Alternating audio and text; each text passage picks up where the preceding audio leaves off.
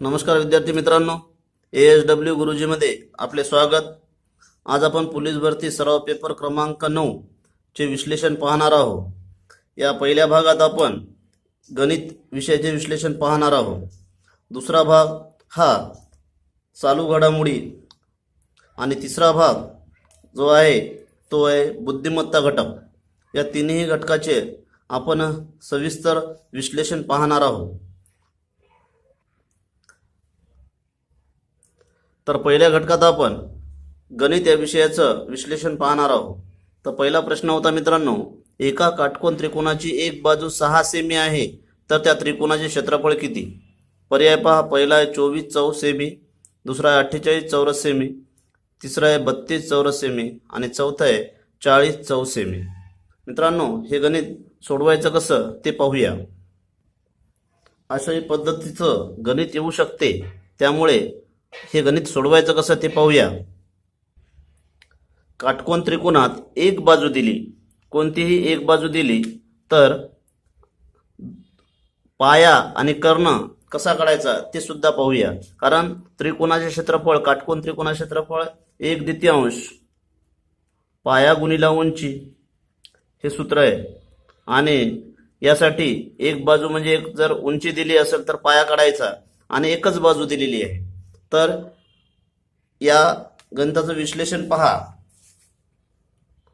जर काटकोन त्रिकोणात एक बाजू दिली असेल तर उरलेल्या दोन बाजू कशा काढायच्या ते पाहूया।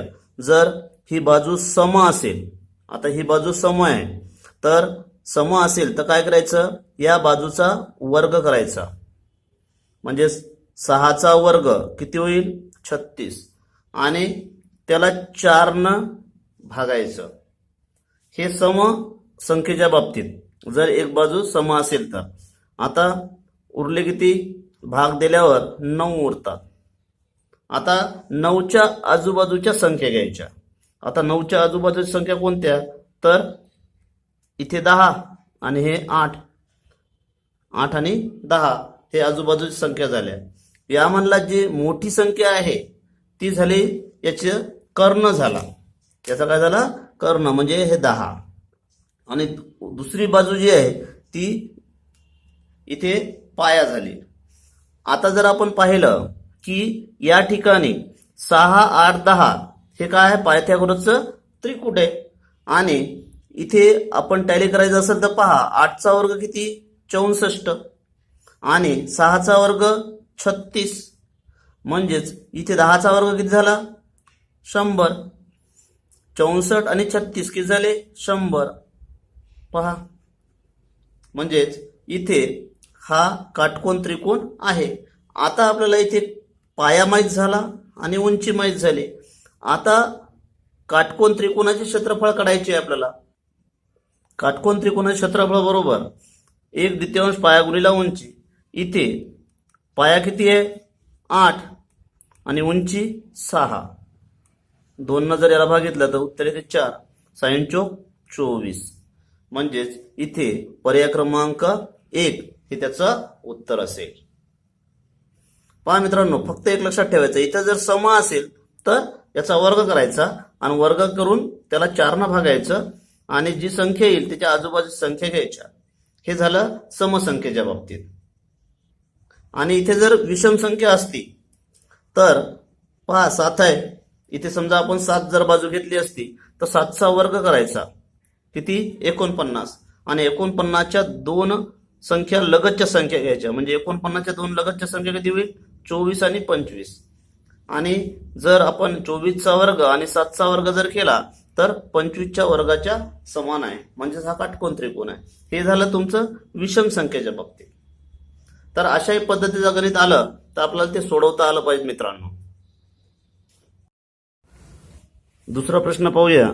एका चौरसाचे क्षेत्रफळ 100 सेमी आहे, तर चौरसात आतून स्पर्श करणाऱ्या वर्तुळाची त्रिज्या किती? तर मित्रांनो, हा चौरस आहे आणि या चौरसाचे क्षेत्रफळ किती आहे तर 100। आपल्याला आता बाजू काढावी लागेल, म्हणजे बाजू बरोबर किती होईल 10। आता बाजू जर 10 असेल तर चौरसात आतून स्पर्श करणाऱ्या, आता चौरसात आतून स्पर्श करणाऱ्या वर्तुळाची त्रिज्या किती? आता मित्रांनो ही बाजू झाली 10, तर इथे पहा ही सुद्धा बाजू किती होईल? तर ही सुद्धा 10 होईल. आता ही जर 10 होत असेल तर ही झाली वर्तुळाची काय झाली? व्यास झाला. हा काय झाला? वर्तुळाचा व्यास. आता वर्तुळाचा व्यास किती व्हायला आहे? तर वर्तुळाचा व्यास होत आहे 10. वर्तुळाचा व्यास बरोबर हा 10 होत आहे. म्हणजे त्रिज्या किती होईल? त्रिज्या ही व्यासाच्या काय राहते? निम्मे राहते, म्हणजेच 5 सेमी. म्हणजे वर्तुळाची त्रिज्या किती असेल मित्रांनो? तर 5. पहा वर्तुळा क्षेत्रफळ काढला दिले, त्यावरून बाजू काढली, बाजू किती झाली? 10. आता बाजू जर 10 येत असेल तर वर्तुळाची जे हे वर्तुळाचा व्यास जे आहे हे बाजू एवढाच असतो, कारण इथं आतून स्पर्श करत आहे. म्हणजे व्यास जर 10 होत असेल तर त्रिज्या किती होईल? 5. पहा एका सभागृहाची लांबी 20 मीटर व रुंदी 17 मीटर आहे. त्या सभागृहात अर्धा मीटर बाजू असलेल्या चौरसाकृती फरशा बसवायच्या आहेत, तर ते किती लागतील? आता सभागृहाचे क्षेत्रफळ किती होईल? लांबी गुणिले रुंदी. आता लांबी किती आहे? 20 आणि रुंदी 17, म्हणजे 17 दुनी 34, 340 चौरस मीटर काय होईल? सभागृहाचं क्षेत्रफळ होईल. आता त्या सभागृहात अर्धा मीटर बाजू असलेल्या, इथे पहा 1/1च्या जर तुम्ही 1 मीटर बाय 1 मीटरच्या जर फरशा बसवल्या सभागृहात तर 340 लागतील. परंतु एका फरशीचे 1/1चे तर तुम्ही त्याचे काय करायचं? अर्धा मीटर. आता इथून अर्धा मीटर, इथून अर्धा मीटर, म्हणजे इथे काय होईल मित्रांनो? एका फरशीचे किती भाग होतील? तर 4 भाग होतील. म्हणजे 340 गुणिला 4 बरोबर 5, 4 0 0, 4 चौक 16, उरला 1, 4 त्रिक 12 आणि 1 13, 1360 फरशा इथे बसवाव्या लागतील. पर्याय क्रमांक 1 उत्तर राहील. त्यानंतरचा प्रश्न पहा, एका 18 मीटर लांबी व 8 सेमी रुंदी असलेल्या आयताची लांबी 2/3 पट केली व रुंदी 3/3 पट केली, तर क्षेत्रफळावर कोणता परिणाम होईल? इथे पहा मित्रांनो आयता क्षेत्रफळ किती आहे? तर लांबी पहा किती? 18, रुंदी 8, 8 8 64, उरले 6, 8 1 8 आणि 7 14, 144 चौसेमी. हे काय झाली? त्याची याचं क्षेत्रफळ झालं आयताचं किती? 144. आता आयताची लांबी 2/3 पट केली. लांबी किती होती? तर 18. याच्या 2/3 पट केली, म्हणजे 3 × 18, म्हणजे इथे बाजू किती झाली मित्रांनो? आता 12. लांबी किती झाली? 12. रुंदी पाहूया. रुंदी पहिली किती होती? 8. त्याच्या किती पट केली? 3/2 पट, म्हणजेच इथे 2 चौक 8, म्हणजे इथं 4 त्रिक 12. आता याचं क्षेत्रफळ काढूया. याचं क्षेत्रफळ कसं येईल? लांबी गुणिला रुंदी. लांबी किती आहे? 12 आणि रुंदी 12. 12 गुणिला 12 144. आता इथे पहा पहिल्या आयता क्षेत्रफळ जे होतं पहिले आपण जे काढलंय मूळ ते झालं 144. आणि आता जर आपण आयताची लांबी 2/3 पट केली आणि रुंदी 3/2 पट केली तर 144 क्षेत्रफळ होत आहे. म्हणजे दोन्ही सारखे होत आहे. म्हणजेच क्षेत्रफळ केवढे राहील?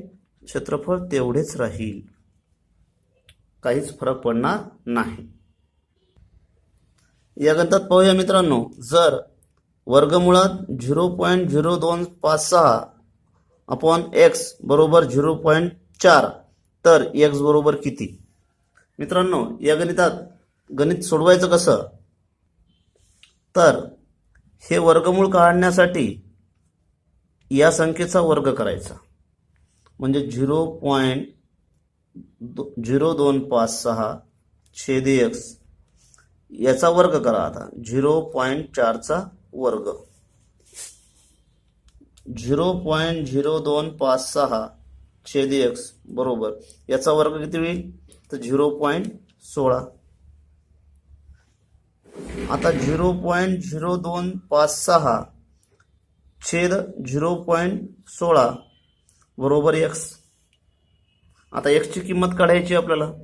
एक्स ची किंमत काढायची म्हणल्यावर इथे पहा 16 भाग जातो, 16चा वर्ग 256 म्हणजेच इथे किंमत किती येईल तर 0.16 येईल. जर आपण भागाकार केला तर 0.016 उत्तर येईल. म्हणजे पर्याय क्रमांक किती 2. अशा पद्धतीने हे गणित सोडवता येईल मित्रांनो. त्यानंतरचं गणित पहा. 30,000 रुपयावर पहिल्या वर्षी 2%, दुसऱ्या वर्षी 10%, तिसऱ्या वर्षी 20% चक्रवाढ व्याज घेतल्यास रास काढा. 30,000 रुपयावर पहिल्या वर्षी 2%, पहा पहिल्या वर्षी 2% घेतले, दुसऱ्या वर्षी 10% म्हणजे 110 छेद 100, तिसऱ्या वर्षी 20% म्हणजे 120 छेद 100. पहा हे शून्य या शून्याशी कटले, हे शून्य या शून्याशी, आणि इथे 1 2 आणि हे 3 शून्य या 3 शून्याशी कटले. आता राहिले काय आणि हे 1 शून्य या शून्याशी कटले. म्हणजेच इथे राहिले 3 गुणिला 102 गुणिला 11 गुणिला 12. 3 ने 102 ला गुणलं तर 306 आणि 11 गुणिला 12 म्हणजेच किती 132. या दोघांचा गुणाकार करूया. याचा गुणाकार जर केला मित्रांनो तर हे गुणाकार येते 40,392 आणि पर्याय क्रमांक किती येईल उत्तर मग तर 3 पर्याय क्रमांक. त्यानंतरचं गणित पहा. 3 4 5 7 या अंकापासून प्रत्येक अंक एकदाच वापरून तयार होणाऱ्या एकूण 4 अंकी संख्येची बेरीज किती असेल. एकदाच अंक वापरायचा आणि जी संख्या तयार होतील त्याची बेरीज किती असेल. तर मित्रांनो यासाठी सोपी पद्धत लक्षात घ्या की 4 जर संख्या असेल तर त्याला या अंकाची बेरीज करायची. 3 4 5 आणि 7 या 4ही अंकाची बेरीज करायची आणि त्याला 6 ने गुणायचं. पहा आता याची बेरीज 4 आणि 3 7, 7 आणि 5 12, 12 आणि 7 19. आता 19 ला 6 ने जर गुणलं तर 114 उत्तर येते आणि ते या पद्धतीने लिहायचं. 114 त्याच्यानंतर 114 एक शून्य जास्त द्यायचा, 114 इथे 2 शून्य, त्यानंतर 114 इथे 3 शून्य. आता याची बेरीज करायची. 4 5 इथे 6, इथे 6 2 आणि इथे 1 म्हणजेच 1,26,654 उत्तर येईल. म्हणजे पर्याय क्रमांक 4. ही पद्धत वापरायची. 3 जर संख्या असेल तर 2 न गुणायचं आणि इथे 5 जर संख्या असेल तर 24 न गुणायचं आणि अशा पद्धतीने मांडणी करायची. तर या पद्धतीने आपल्याला हे उत्तर निघून जातील. फक्त इथे लक्षात ठेवा 4 संख्या असेल तर कशाने गुणायचं 6 ने गुणायचं. 83 नंबरचं गणित पहा. रोमन संख्यानुसार सोडवा. L गुणिला M छेद C भागिला V. आता यामध्ये पहा L म्हणजे काय, C म्हणजे काय, D म्हणजे काय, M म्हणजे काय. हे पहा लक्षात ठेवायचं. LCD M. L म्हणजे 50, C म्हणजे 100, D म्हणजे 500 आणि M म्हणजे 1000. आता हे जर किंमत माहित असेल तर आपल्याला सहज गणित येते. पहा L म्हणजे 50 गुणिला M म्हणजेच किती 1000 छेद C म्हणजे 100 भागिला 5, V म्हणजे 5. आता पण इथे पहा 100 न 1000 ला भागितलं किती उत्तर येते 10. 50 गुणिला 10 5. आता याचा गुणाकार करा किती होईल तर 500 भागिला 5 म्हणजेच किती तर उत्तर किती येईल मित्रांनो उत्तर येईल 100 आणि 100 म्हणजेच काय तर C. 100 म्हणजे काय C. त्यानंतर 84 गणित पहा. पुढीलपैकी कोणता अपूर्णांक 10/16 सममूल्य नाही? तर 10/16 सममूल्य नाही यापैकी पहा. जर 10ला 2 जर भाग दिला 10 आणि 16ला तर 5/8 येते, म्हणजे हा सममूल्य आहे. 10ची दुप्पट आणि 16ची दुप्पट केली तर हे सुद्धा सममूल्य आहे. नंतर जर तुम्ही 10 गुणिले 5 50 आणि 16 गुणिले 5 80, म्हणजेच हे सुद्धा सममूल्य आहे, हे सुद्धा सममूल्य आहे, हे सममूल्य आहे. म्हणजेच पर्याय क्रमांक 3 हे सममूल्य नाही, म्हणजे पर्याय क्रमांक 3 येईल.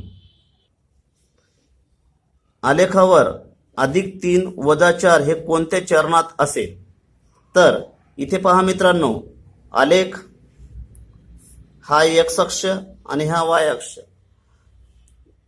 हा आरंभ बिंदू 0 इथून हा 1 2 3 4.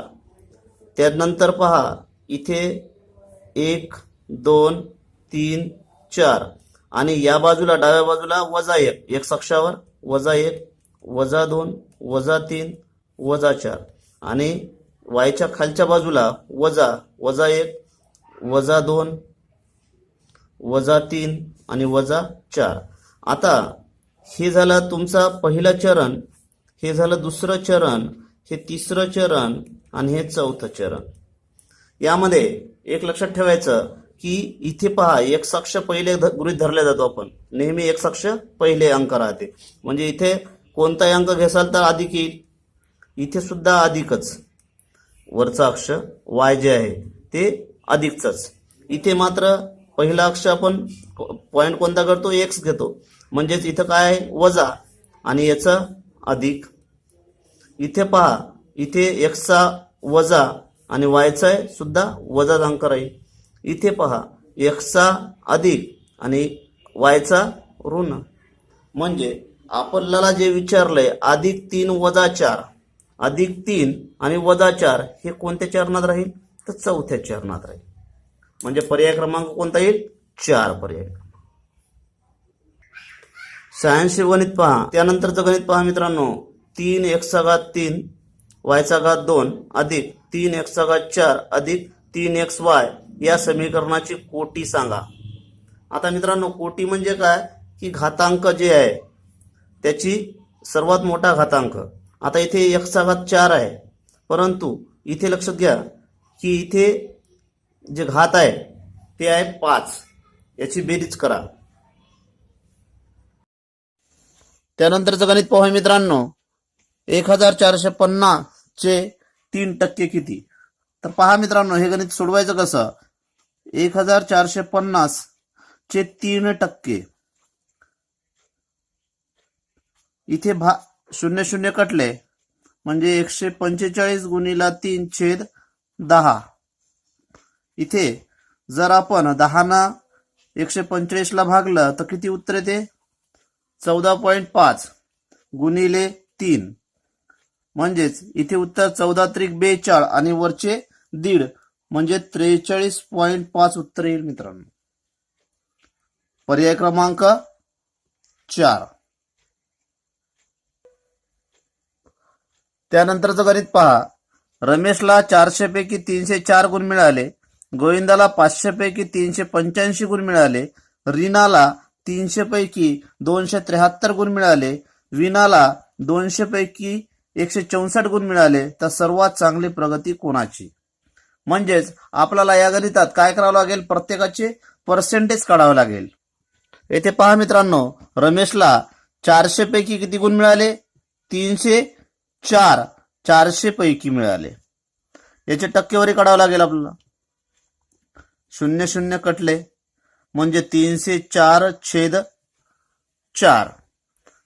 4×7 28 उरले 2, नंतर 24 4×7 24 म्हणजे 76% रमेशला गुण मिळाले.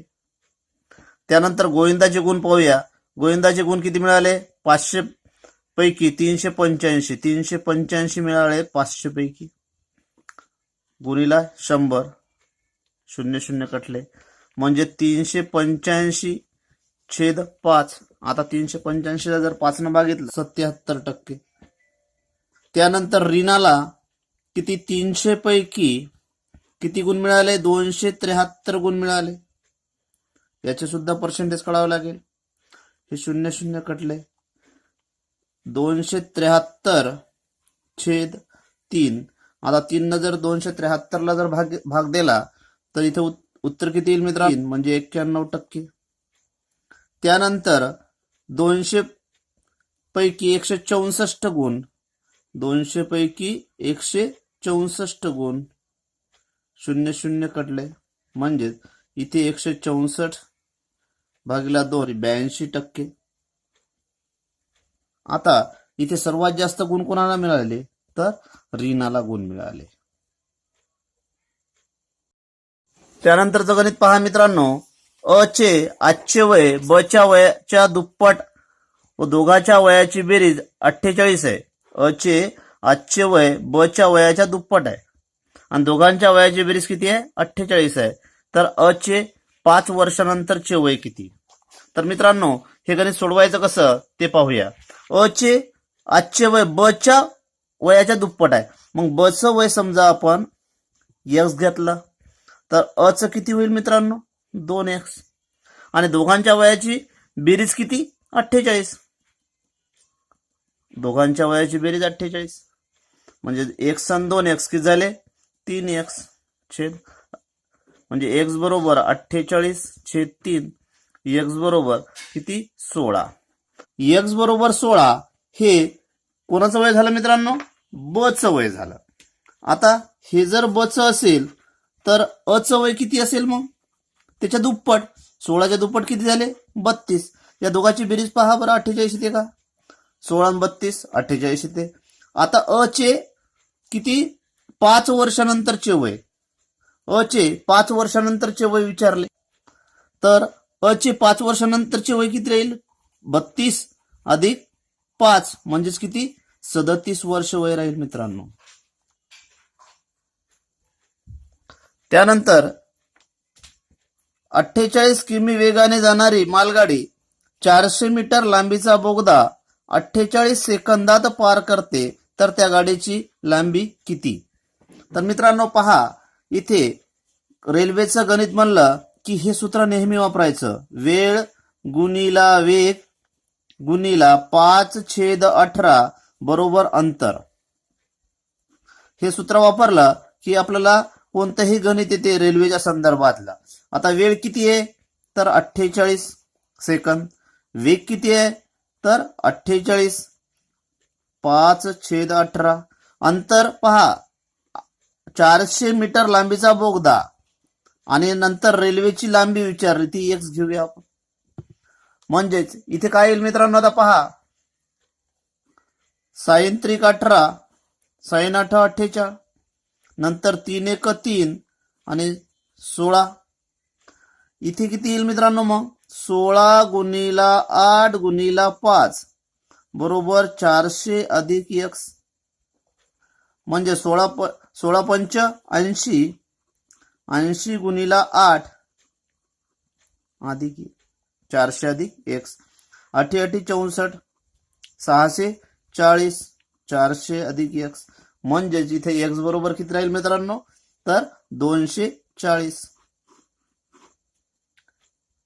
त्या गाडीची लांबी किती राहील मित्रांनो? मग 240 मीटर.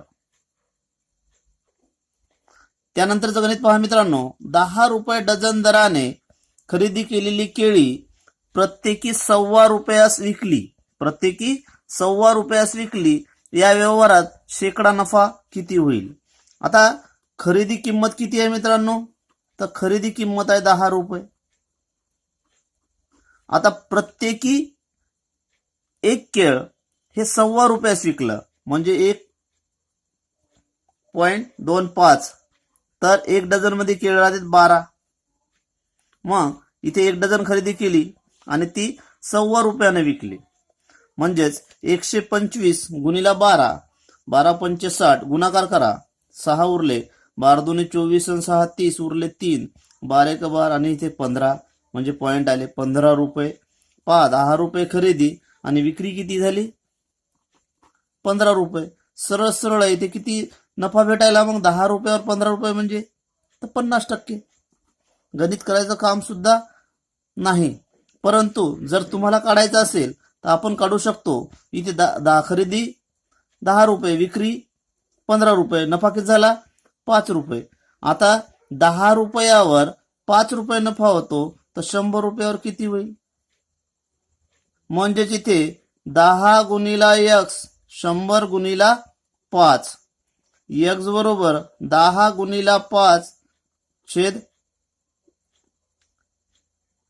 x बरोबर 100 गुणिला 5 छेद 10, 10 एक 10, 10 2 100, म्हणजे x गुणिला 10 गुणिला 5 म्हणजे किती झाले 50%. परंतु इथे पाहता क्षणी आपल्याला लक्षात आलं पाहिजे की 10 रुपये खरेदी होती आणि विक्री झाली 15 रुपये. आता इथे सरळ सरळ 50% नफा आहे. त्यामुळे हे गणित जर तुम्ही केलं नाही आणि अशा पद्धतीने जर केलं तर वेळ वाचेल मित्रांनो. तर किती 50% नफा होईल. त्यानंतरचं गणित पाहूया. 10चा घन अधिक 2चा घन वजा 12चा घन. आता 10चा घन किती मित्रांनो तर 1000 अधिक 2चा घन 8 वजा 12चा घन. 12चा घन किती 1728. आता याची पण पहा इथे 10चा घन आणि किती झाले बेरीज 1008 वजा 1728, म्हणजेच इथे किती उत्तर येईल मित्रांनो. आता 1728 मधून 1008 जर गेले तर उत्तर किती येते मित्रांनो 720. परंतु मोठ्या संख्येत चिन्ह काय वजा, म्हणजे वजा 720 उत्तर येईल. इथे पर्याय क्रमांक 3. नंतरचं गणित पहा मित्रांनो. एक संख्या 20% वाढवल्यास 180 होते तर ती संख्या कोणती? पहा इथे एक संख्या आपण प्रमाण मारू की 100 आहे, ती 20% वाढवली म्हणजे 120. 120 चे किती 80 होतात तर 100 किती? तर इथे तिरपा गुणाकार करा मित्रांनो. 120 गुणिला x आणि 100 गुणिला 180. x बरोबर 100 गुणिला 180 छेद 120. इथे पहा 0 0 कटले.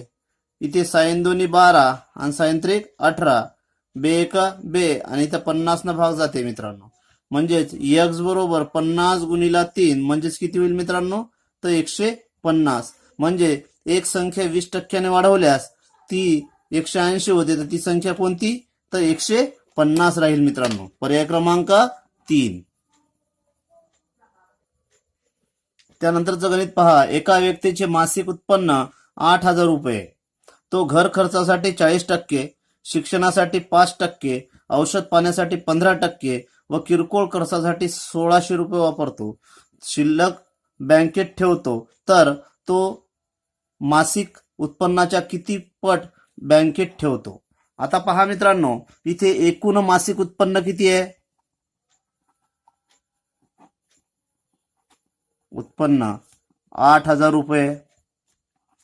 आता घर खर्चासाठी 40%, शिक्षणासाठी 5%, औषध पाण्यासाठी 15%, म्हणजे एकूण किती टक्के झाले 45 आणि 15 म्हणजे 60% खर्च करतो.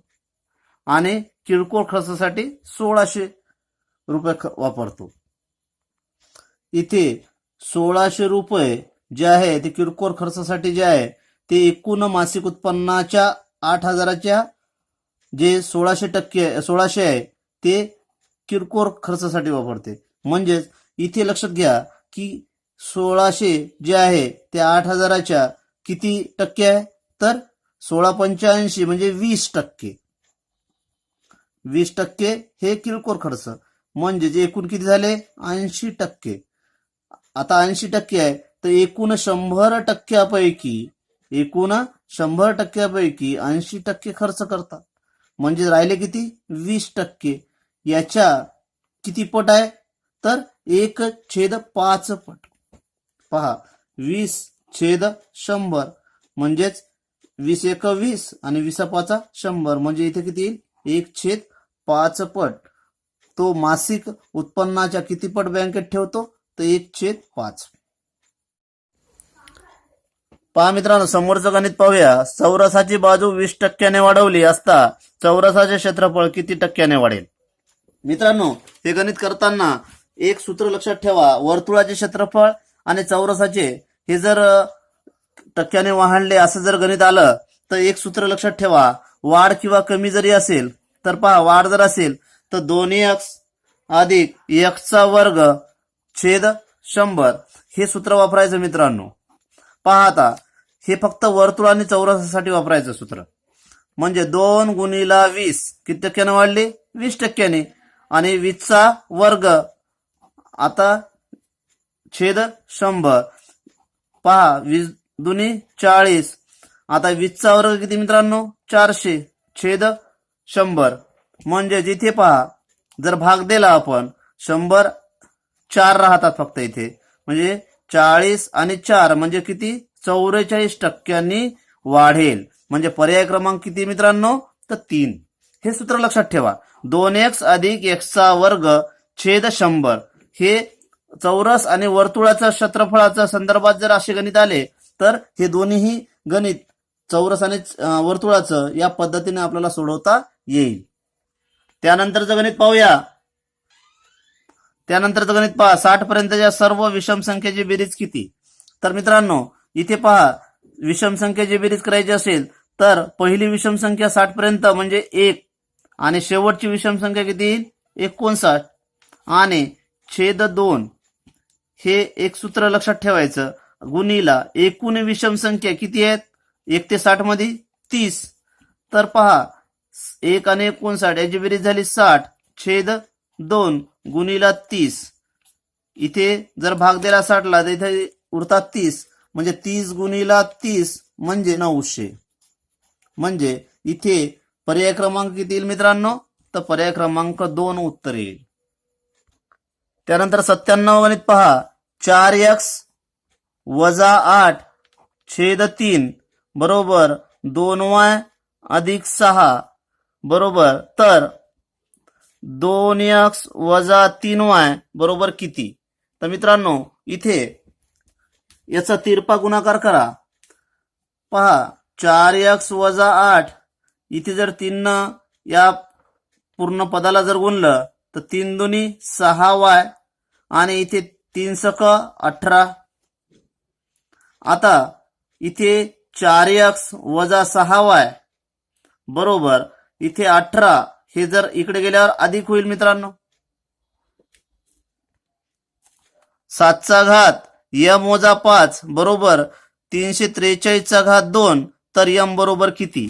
तर 7चा घात m वजा 5 आणि 3चा घात 343चा घात 2 तर m ची किंमत काढायची आहे. म्हणजे 7चा घात m वजा 5 इथे 343 ला आपण 7चा घन सुद्धा लिहू शकतो. 7चा घन म्हणजे 343. 7चा घात m वजा 5 इथे पहा, घाताचा घात जर असेल तर आपण त्याचा काय करतो? गुणाकार. मग 3 दुनी 6. आता पाया समान म्हणजेच m वजा 5 बरोबर 6 म्हणजे m बरोबर 6 हे इकडे गेल्यावर अधिक होतील मित्रांनो. म्हणजे m बरोबर किती? 11. म्हणजे पर्याय क्रमांक किती? 1. 99 गणित पहा मित्रांनो. 3 घंटा अनुक्रमे 15, 18, 25 सेकंदाच्या फरकाने टोल देतात तर किती मिनिटांनी एकाच वेळी टोल देतील? इथे सेकंद आहे आणि आपल्याला गणित विचारलंय किती मिनिटांनी. म्हणजेच इथे पहा, 15, 18 आणि 25 या सेकंदाची जर आपण लसावी काढली, ही लसावी किती येईल? 450. आता 450 सेकंद याचं रूपांतर आपल्याला कशात करायचं आहे? मिनिटात करायचं आहे. म्हणजे 450 सेकंदाचं मिनिटात रूपांतर करताना आपण जर याला 60 ने भागू शकतो किंवा साइन 7 42 7 मिनिट आणि 50 म्हणजे 7.5 मिनिटांनी एकाच वेळी टोल देतील. हे लक्षात घ्या. पहा, 60 गुणिला 7 म्हणजे 420 आणि त्या 30 सेकंदाचा अर्धा मिनिट म्हणजे 7.5. तर पर्याय क्रमांक किती येईल मित्रांनो? 7.5. पर्याय क्रमांक 2. त्यानंतर वायचे 50% बरोबर 45चे 10%. तर वाय बरोबर किती? वायचे 50% टक्के म्हणल्यावर आपण खाली 100 घेतो. 45चे 10%. आता इथे पहा भाग जाते. 50 एक 50, 50 दुने 100. त्यानंतर इथे पहा 1 2 1 2 शून्य कटले. म्हणजे इथे किती राहिले मित्रांनो? y/2 बरोबर 45 गुणिला 10. म्हणजे y बरोबर 45 गुणिला 10. आता हे इथे भागाकारात आहे, इकडे गेल्यावर काय होईल? गुणाकारात म्हणजे 2. आता इथे y बरोबर 45 गुणिला 10 म्हणजे 450 गुणिला 2. 450 गुणिला 2 किती होते मित्रांनो? 450 गुणिला 2 म्हणजेच 900. म्हणजे पर्याय क्रमांक किती येईल मित्रांनो? y बरोबर 900.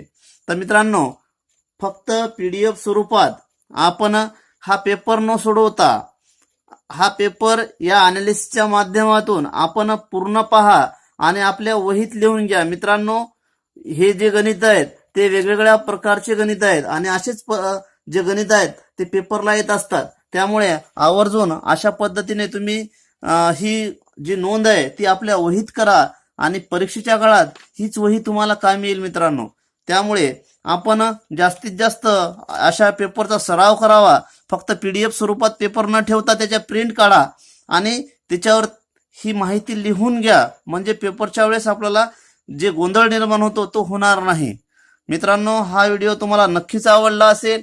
आवडल्यास लाईक आणि शेअर करा आणि माझे चॅनल ASW गुरुजी ला सबस्क्राईब करा. धन्यवाद.